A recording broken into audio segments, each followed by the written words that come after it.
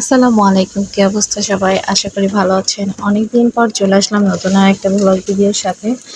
অনেকদিনই ভিডিও দেওয়া হয়নি। নতুন বাসায় ওঠার পর থেকে আমার ছোট ছেলেটা এত বেশি অসুস্থ হয়ে পড়ে।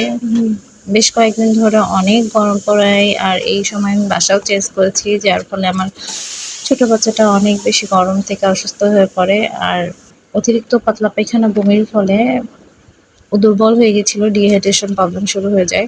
যার ফলে আমরা ওকে হসপিটালে অ্যাডমিট করি। আর হসপিটালে যাওয়ার পর থেকেই আসলে ৪ দিন ধরে ছেলেকে নিয়েছিলাম। ছোট মানুষ হসপিটালে ছিল অনেক বেশি কষ্টের। ছোট মানুষ অসুস্থ হলে ওরা বলতেও পারে না, বোঝাইতেও পারে না। এর থেকে কষ্টের কিছুই হয় না। ছেলের সাথে, সাথে ৪ দিন ধরে আমরাও জেগে, যেহেতু ও ছোট ছিল, স্যালাইন দেওয়া, ক্যানেলা পড়া আসলে ওর জন্য অনেকটা কষ্টের এবং বিরক্তের। সেক্ষেত্রে বাবা মা হিসাবে আমাদের কতটা কষ্ট করতে হয়েছে সবাই বুঝবেন। বাচ্চাদের কষ্ট হলে বাবা মার এই কষ্টটা বেশি লাগে, কারণ ওরা বলে বোঝাতে পারে না। তো হসপিটাল থেকে রিলিজ নিয়ে আসার পরে দুপুরবেলা ওদেরকে আমি খাইয়ে দিয়ে ঘুম পাড়িয়ে দিয়েছিলাম, সাথে আমিও ঘুমিয়ে গেছিলাম। অনেকটা ক্লান্ত ছিলাম। হসপিটালে থাকলে যতটা ধকল যায় শরীরের উপর দিয়ে ততটাই গেছে। তারপরে বিকালবেলা ঘুম থেকে উঠে দেখি বৃষ্টি হচ্ছে বাইরে। খানিকক্ষণ বৃষ্টি দেখার পরে সন্ধ্যার সময় একটু চা আর বিস্কিট খেয়ে এনার্জি নিয়ে নিলাম, যেহেতু বাসাটা অনেকদিন ধরে অপরিষ্কার হয়ে পড়ে আছে। ৪ দিন হসপিটালে ছিলাম। ছেলে যখন অসুস্থ ছিল বাসাটা অনেক নোংরা অবস্থায় রেখে চলে গিয়েছিলাম তালাবদ্ধ করে। তো রাতের খাবারের জন্য রান্নাঘরে চলে আসি। বাসাটা পুরো ক্লিন করে নিয়েছি। শুধুমাত্র রান্নাঘরে রান্না-বান্না করাটাই বাকি। তো রান্না করা শেষ আমার এদিকে। রান্না করতে, করতে থালা-বাসন যা নেমেছিল বাসি থালা-বাসন নোংরা, সেগুলো সবগুলোই ধুয়ে নিচ্ছি। সাথে যতগুলো পাতিলে রান্না-বান্না করেছি ওগুলোও একবারে ধুয়ে রাখবো। কারণ এটা আমার অভ্যাস। রান্না করার সাথে, সাথে আমি সব বাসন-কোসন ধুয়ে নিই। কারণ ছোট রান্নাঘরে থালা-বাসন জমিয়েও রাখা যায় না। তাতে রাতে তেলাপোকার উৎপাত বাড়ে। এটা খুবই আসলে অসহ্যকর এবং বিরক্তির।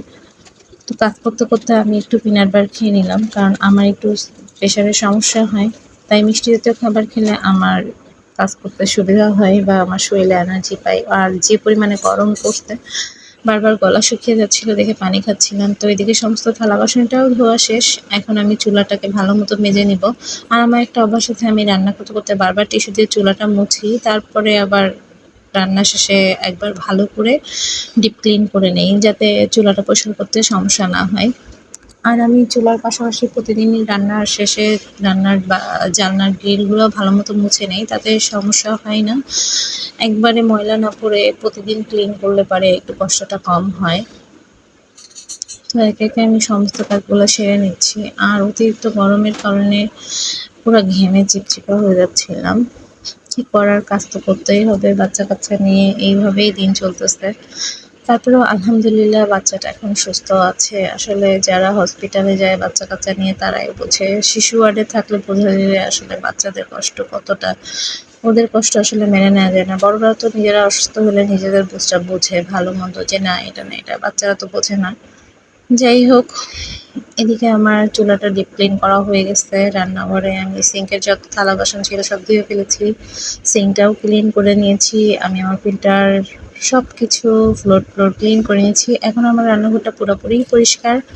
তো এখান থেকে আমি ড্রয়িং রুমটা চলে যাব, যেহেতু রাতে সমস্ত কাজ সেরে আমি শোয়ার আগে ওদের খেলনাগুলোও গুছিয়ে ফেলি, কারণ ওরা এখানেই সবসময় খেলে। ঘুম থেকে উঠে সকালবেলা আবার এই রুমেই খেলবে, তাই রাতেই শোয়ার আগে এই রুমটা আমি গুছিয়ে রাখি। ওরা খেলনা করে যা রাখে, এলোমেলো খেলনাগুলো আমি গুছিয়ে রাখার চেষ্টা করি। তো এদিকে সমস্ত খেলনাগুলো আমি গুছিয়ে নেওয়ার চেষ্টা করছি। একবারে সমস্ত কাজটা গুছিয়ে আমি ফ্রেশ হয়ে তারপরে ওর বাবাকে খেতে দিব। তারপরে বাচ্চাদেরকে খাইয়ে দাইয়ে নিজে একটু স্বস্তিতে বিছানায় গড়া দিব। যাই হোক, ৪ দিনের অনেক ধকল গেছে। তো আমার আজকের ব্লগ ভিডিওটা কেমন লাগলো অবশ্যই সবাই কমেন্ট করে জানাবেন। যদি ভালো লাগে আমার চ্যানেলটাকে সাবস্ক্রাইব করে পাশে থাকবেন। আশা করি আপনাদের ভালো লাগবে। আর আমার ভিডিওটা ভালো লাগলে অবশ্যই কমেন্ট করে জানাবেন।